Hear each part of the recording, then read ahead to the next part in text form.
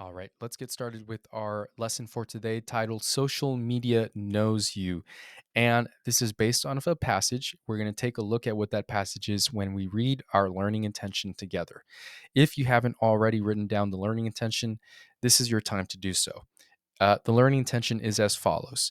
I am learning how to delineate and evaluate the arguments and specific claims in the text titled Three Ways That Your Social Media Knows You Better Than Your Friends and Family Do.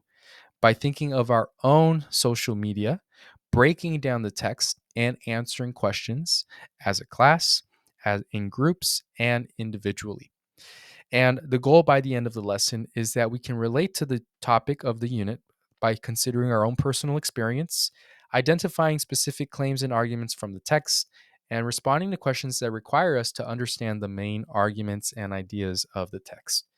And so the place we're going to start with today is where we started at the beginning of the unit when we did a formative on data privacy. I asked the class this question: does it even matter that companies or hackers can invade our privacy? And recall that privacy means being unobserved and or undisturbed, basically not being bothered. So if something is disturbing our privacy, it means that they are basically, bothering us. And the interesting thing about social media, which we're going to talk about today, is we often let them bother us because we agree to the terms and conditions without reading it. So, this is an interesting thing. Let's take a look at some student responses to this question and try to draw some conclusions. So, one student said, it can be bad that when our privacy is invaded and hackers can take our information and do bad things with it, and our information should be safe. So, this is an interesting position that is very similar to the next student response.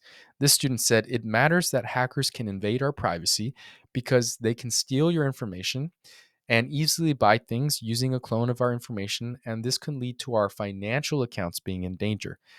This student understands a relevant issue. There's actually a product here that this company called Experience sells that monitors the dark web to see if your information has been stolen.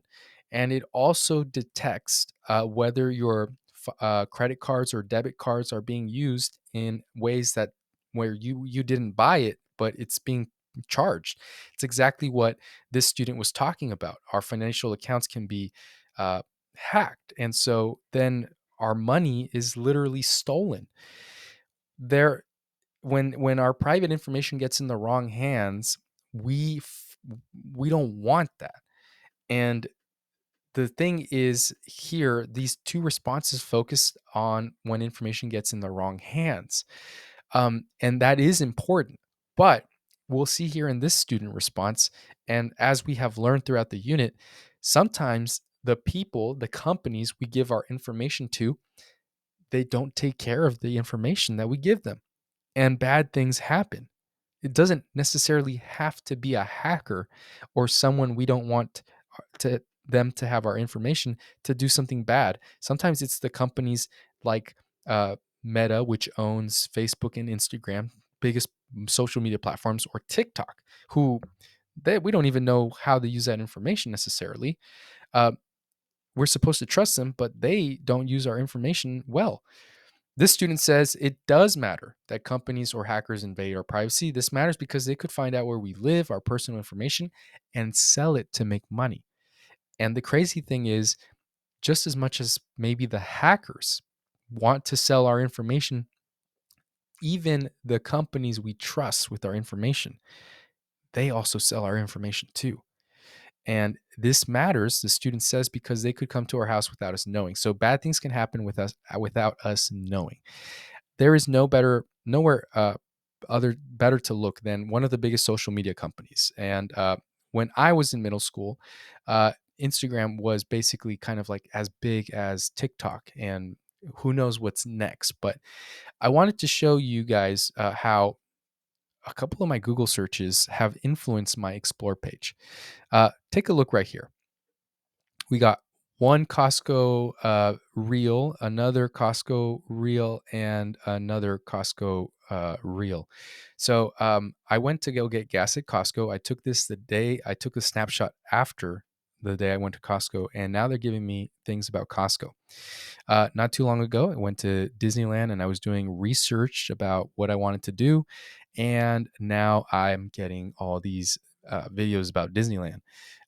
They seem to know that I'm a teacher, probably because I have a Google account for work for teaching, and they give me a bunch of videos about teaching. And they also know that I like art, and here there are two videos about art. And so they know a lot of information, and it pops up right in the Explore page. The last example that I want to show the class is even in stories. It's all throughout the Instagram. In the story, a Disneyland ad. I looked up some information on Google for about the election, and they gave me an ad about the election.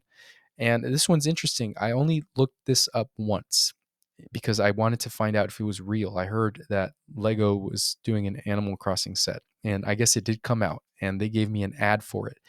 So that was just one Google search. So coming back to the lesson here, now what we're going to do is consider our own personal experience with social media by participating in a survey. And we're also going to look at what the class stands in terms of these issues. So let's get started with that.